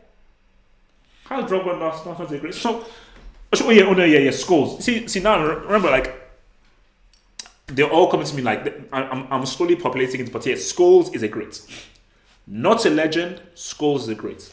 Scholes is a great. Roy Keane. Roy Keane doesn't make it as being a great. I think he falls just a bit short. I don't think he makes it great. Like Michael Laudrup, great. He makes it great. Not a legend. Laudrup makes it as a great, for sure. See, Letitia, Cornet, and everything. Gerard,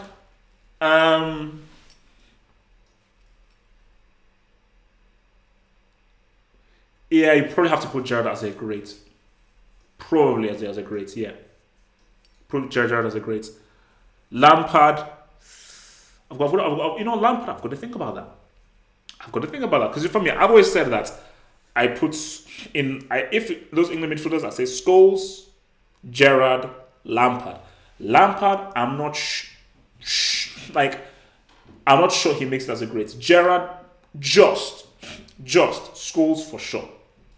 Scholes for sure is a great, for sure. Beckham, nah.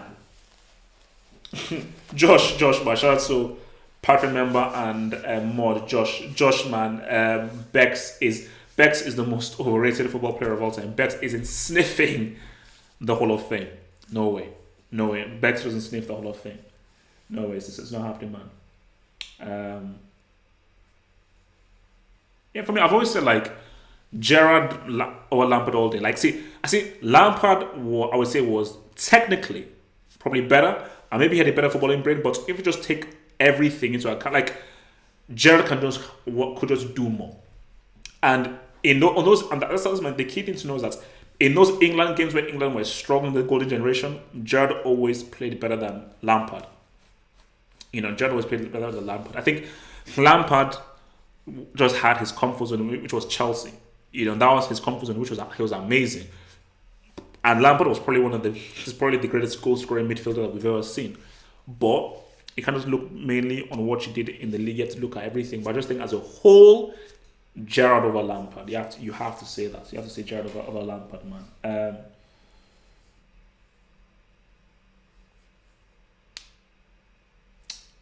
But no, Scholes. Scholes is one of England's best ever midfielders. Like Scholes is easily better than Lampard and Gerrard. Like easily better than Lampard and Gerrard. Easily. He's like Scholes was like, no, this is a footballer. Like Scholes' football IQ was crazy insane. Because put it this way, Lampard and Gerrard can't control a game. They're not capable of controlling a game. Scholes had the tools to control. Scholes could control a game. Scholes could do what Xavi did. Like Scholes could easily go to Barcelona and do Xavi's role, and Scholes could very easily play in that Barcelona midfield. Lampard and Gerrard, I'm not sure whether they would be able to cope in that midfield. I'm not sure whether they'll be able to cope in that midfield. Just keeping it real, man. Oh my God! Wait, what the Jermaine Janus? Like, how do we go from Hall of Fame, Baggio, Del Piero, Cocha to Jermaine Janus? And yeah, he's a brick pundit, man. He's only there because he's light skinned. That's why he's there, man. Shout out to my light skinned fan, man. Yeah, no, let's see, Shearer, great. Is Shearer a legend or a great? Let me put it out here. Is Shearer... I can't put Shearer as a legend. No, I can't. No. You see, I think if you look at it, legends, if you're a legend, you had to win at least a World Cup. If you look at legend, like Dino World Cup, Desi World Cup, Rivaldo World Cup, Bart Simpson World Cup, you had to win a World Cup as a legend. Basically, that is a key criteria to be a legend. For a legend, you have to win a World Cup. You have to have the World Cup. So Shearer is a great. You see, that's the thing. Gerrard, Lampard, Scholes, they can't be legends. A legend. I need that WC. I need that WC for you to be a legend, man. See, World Cup is the minimum criteria to even be considered to be a horseman. For a legend, you need a World Cup. And if you have a World Cup, then okay, let me look at what you did as a player and everything. But so just that it is a lot harder once you have that World Cup trophy. It's a lot harder to be accepted to be a horseman than it is to be accepted to be a legend. So to be a horseman is very tough. Sorry, there are only 5 horsemen. Imagine, look at all the players in the history. We have hundreds upon hundreds of football players. Only 5 horsemen. Only 5 horsemen. And that Buffon could have been a horseman, but he's ruining his flipping career. Giroud is a roadman. Like there's a roadman thing coming. Like Giroud is a roadman. Also, by the way, I'm currently building my other website. As well know, I have my estimates thing. It's called halfhopeshot.com. So halffootballhop.com, halfhopeshot.com, and that's just going to be my entertainment website. It's slowly building up and everything, but it should be all right. It should be all right. So that's where, as a website, will have like my like rap, anime, movies, comics, TV, all that good stuff. So that is currently being built, and hopefully it should be nice and sexy for you guys, and I'll reveal it to you once and for all. When it's all well and good, man. Oh, Nedved was money. Nedved was money. Nedved was really good. You see, Nedved, yeah, you can put him in as a great for sure. Put him as a great, like definitely of his generation, one of the best attacking midfielders. Amazing shot on it. Amazing long run shot on him, had really good long range shooting, and his long range shooting was absolutely amazing. So, what's it? Juve legend, man. See, Del Piero. Oh, yeah, shout out to your boy Rahimski, man. Del Piero, a legend. Nah, a great. I don't think he. And look, I am a huge Del Piero fan. You know how big of a Del Piero fan I am. I think that injury harmed him. See, if he didn't have that injury and kept on going towards his trajectory and everything, he would have become a legend. But I just don't think he's done enough for me to say, okay, you're now. I think. Oh, I forgot. Yeah. See, Henry is a great. Henry is a great, not a legend. So I told you.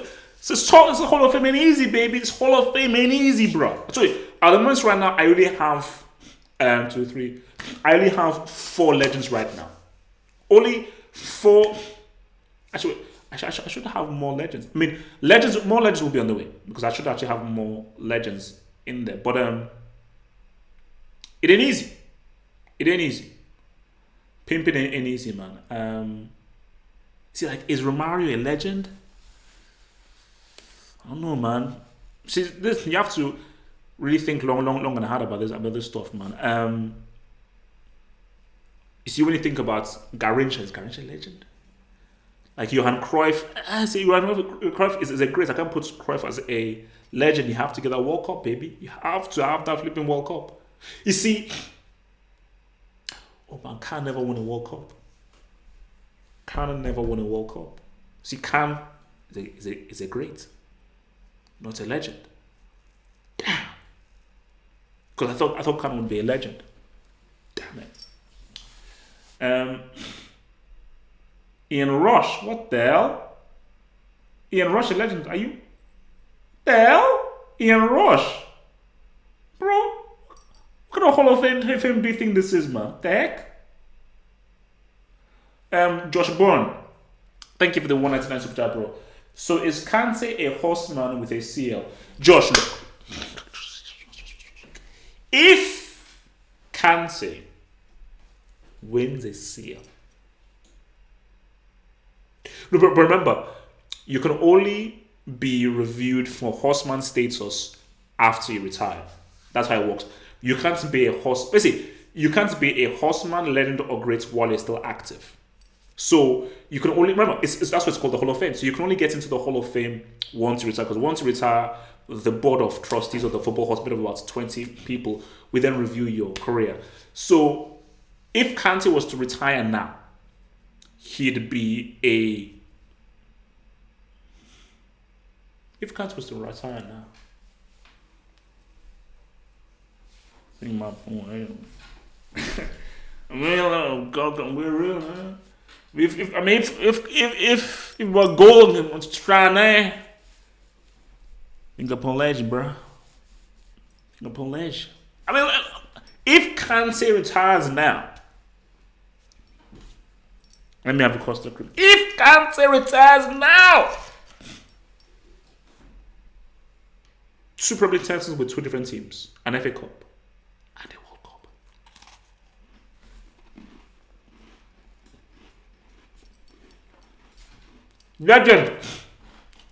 Legend. I'll be back. Quick drink. Talk amongst yourselves. Drink on the bar. Drink.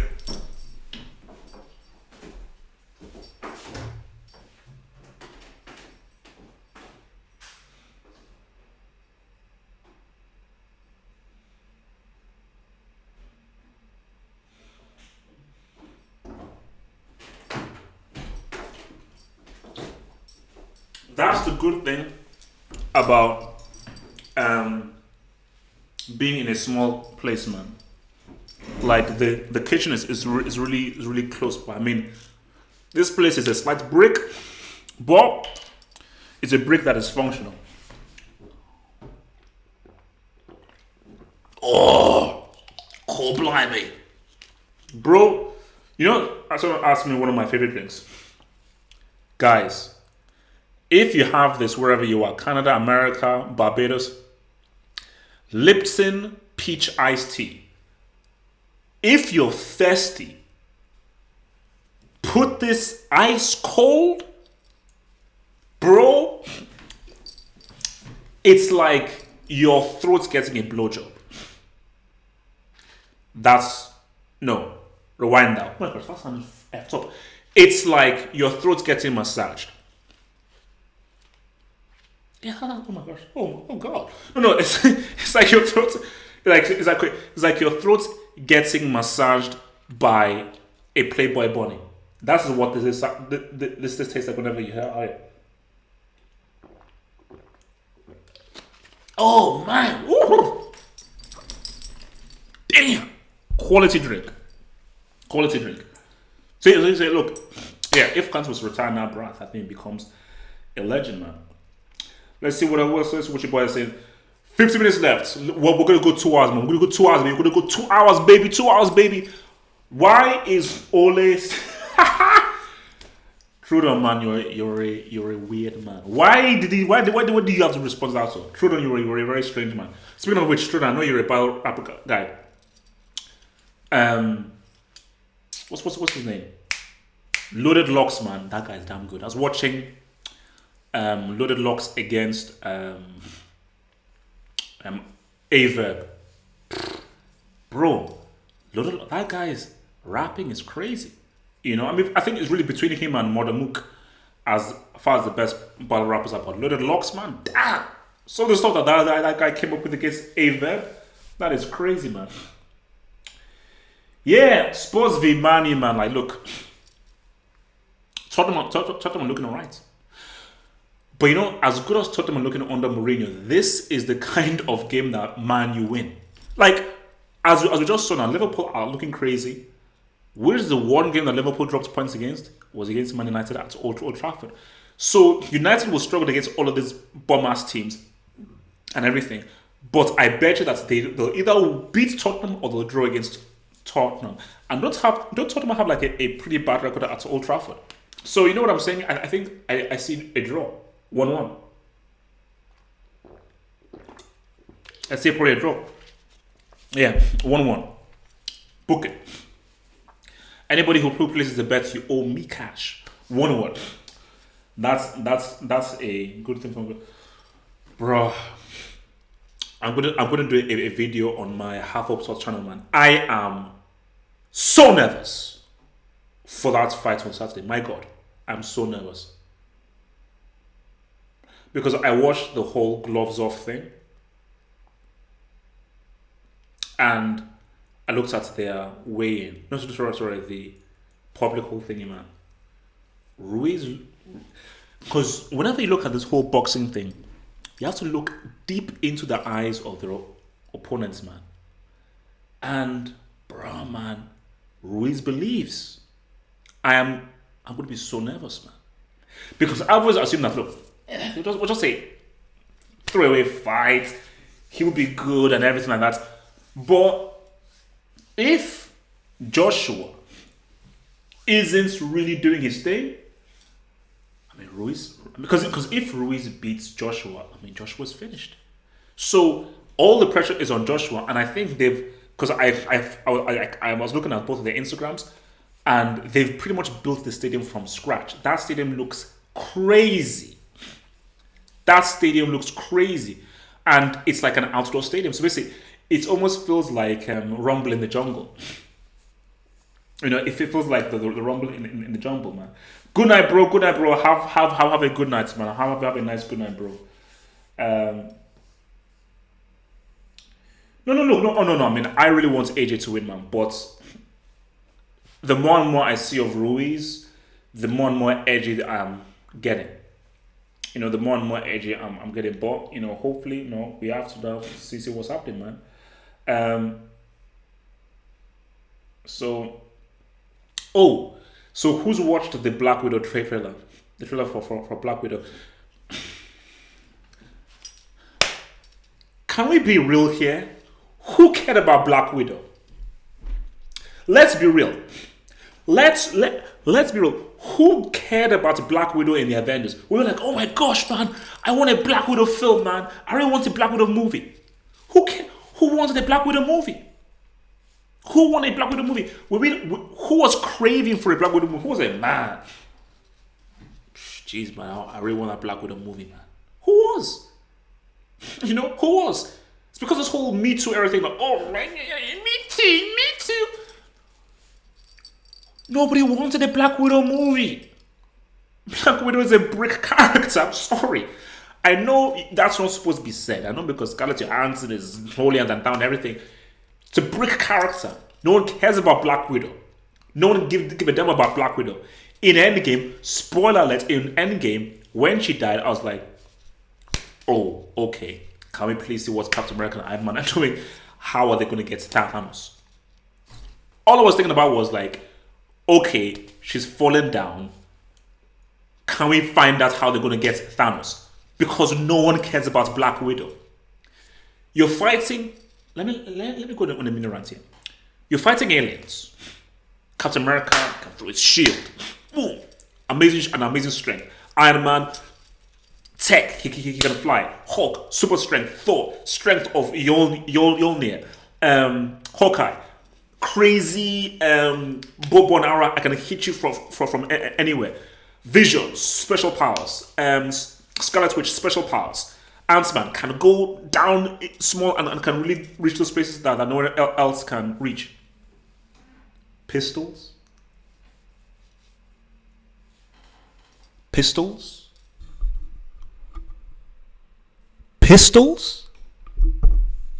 Aliens are coming.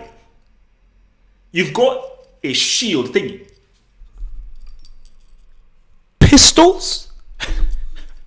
Oh! Martial arts? I know nobody wants to say this because this is going to be seen as sexist. Which alien is going to be afraid of a woman in a black leather shirt? Now, obviously, if you're an alien who's into women and everything, okay, then maybe you'll be distracted by it because, you know, nice booty, you know, curve and everything. But as far as a threat, she's not a threat. I'm sorry. Black Widow for me was a flippin' useless character. I'm sorry. She was. It was a flippin' useless character. Mo, thank you very much. Exactly like Batman. Do you know how stupid it is for Batman to be in the Justice League? Nobody has thought about this because, see, you see, it works in the comics because anything goes in the comics. In the comics, we accept anything. When you put it into film, you say, wait a minute, you're fighting aliens from a different planet. Okay, Martian, the Manhunter, that dude from Atlantis, I'm an Aquaman, Superman, Wonder Woman, Flash, all have super special powers. It's just a rich white dude dressed as a bat. That's it. What is a rich white dude dressed as a bat going to do with an alien in an alien spaceship? Batman should never leave Gotham City. I'm sorry. He never should, man. It's true.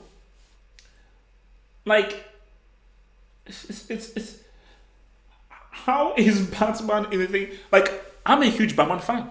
But see, I'm a fan of when Batman makes sense. So Batman, with what Tim Burton did, Gotham City, boom, he says it's fine.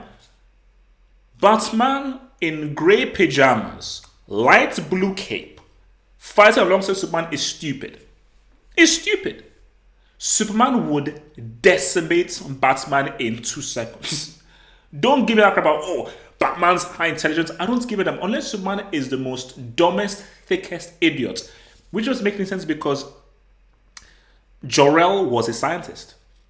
So Kal-El can't be stupid because you're the son of a scientist. So you are somewhat intelligent. So there is no way that Superman can lose to Batman in a fight. He can't.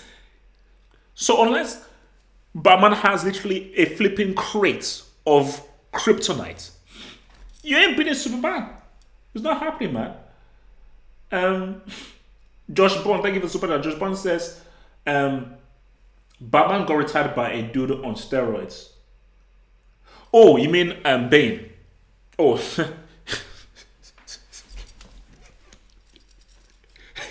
Guys, think about this. Just think about it. Just for what Josh said. Batman has trouble with a clown, a psycho clown, a guy obsessed with riddles, a guy who flips a coin, and a mob boss who thinks he's a penguin.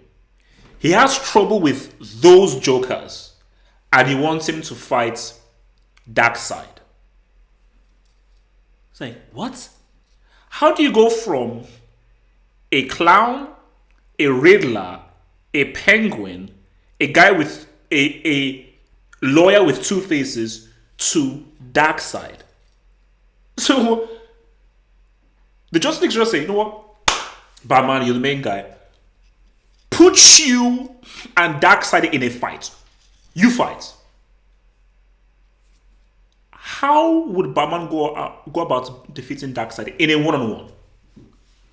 In a one-on-one, because I've not really read all the comments, but I've heard about this whole anti-life thing that Darkseid has. What the hell is this rich white dude dressed as a bat going to do with Darkseid in a one-on-one fight? Oh, he'll think of something. See, it's this stupid thing. He'll just think of. He'll outsmart Darkseid. I mean,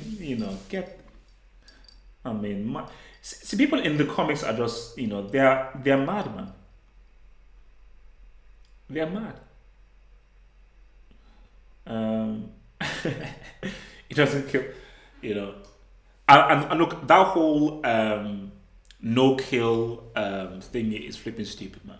Oh, by the way, guys, so tomorrow, the movie show on Half Up Tottenham, and Red may be joining me. Hopefully, Red will be joining me. But yeah, we can definitely discuss more of this on the movie show. Remember, if you haven't already, Half Up Tottenham, remember to subscribe to my channel. The Half Hopes Hotman. It is gonna be popping off, baby. It's gonna be popping off right now, baby. Half Hopes Hotman. It's all well and good in there. So remember to subscribe there. And tomorrow we'll be doing a live show.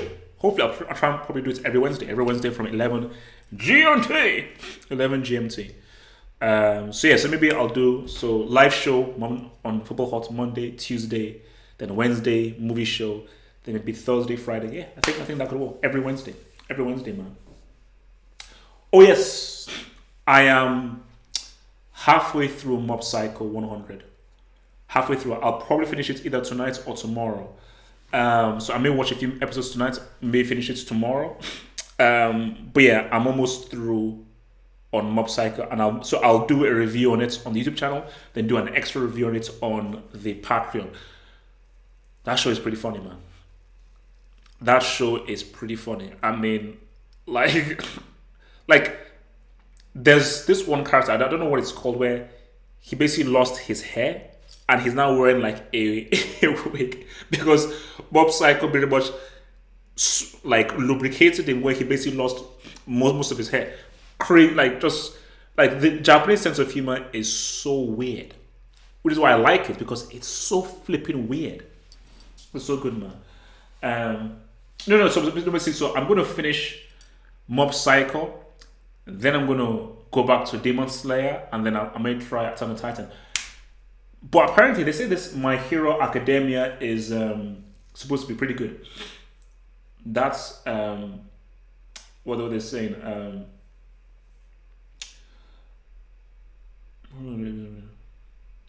Hey man, stay black, baby. Stay black, maybe. In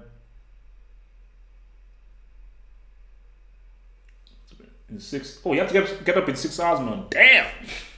Yo, you're pushing it, man. I normally have like a 6 hour sleep, man. I normally have a flipping 6 hour sleep. Yeah, but look, man, shout out to you people who are still in school, man. As I said again, like, I flipping hated school, man. I think school was horrible. So, last 3 minutes to go, man. Again, man, if you're new, remember to like the video and everything. So, Man U Spurs, I may do a live stream on that. I'll probably do a live stream on that. So, join me on Twitch. And I have Pro Evo 2020. So, I may start my Pro Evo 2020 Twitch stream maybe tomorrow. Master League Pro Evo 2020.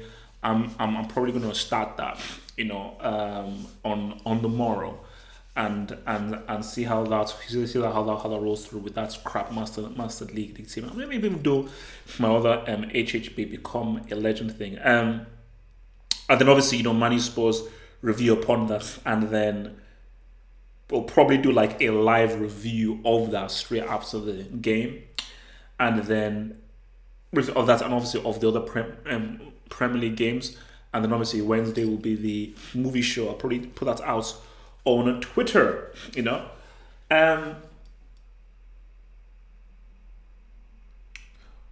At college, man, what did I do? Oh my god, bro. Let me see. At university, because I went to UCL. But I studied. What did I study at UCL? My God, because I just had to just get a degree. So it was the history and philosophy of science. I was an academic brick.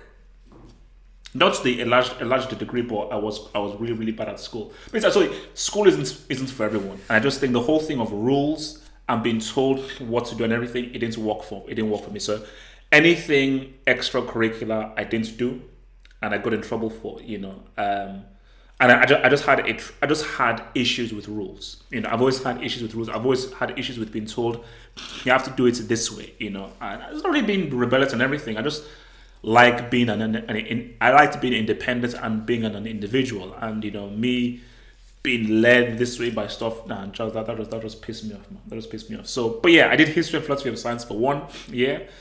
Then I did science communication for the other 2 years. So I got a degree in that. Then I did 1 year of marketing.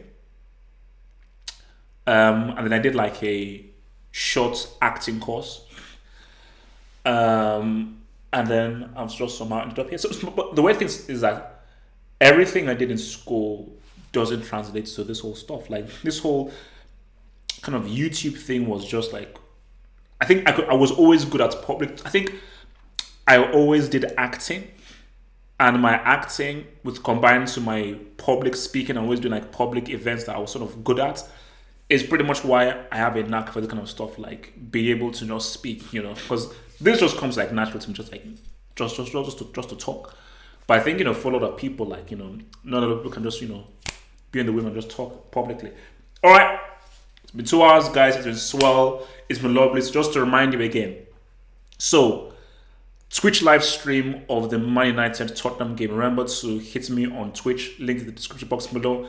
Join me for the live watch of that game where Uncle Moo faces Uncle Ole. Then we're going to do a live review of that after the game. Then remember on the Have Hopes Hot, link is below. That is, I'll be doing a live movie show. Talking about Mandalorian, Star Wars, all these kinds of different stuff. Then after that, if you're on Twitch again, I'll probably start my preview 2020. Then Thursday, we're probably going to have another live show on Thursday. Friday is the Q&A on Friday. Saturday is the open hangout. Then Sunday is the general hangout. We're popping in through, popping in real. I love you guys. Stay true, stay real, stay safe. And I'm out.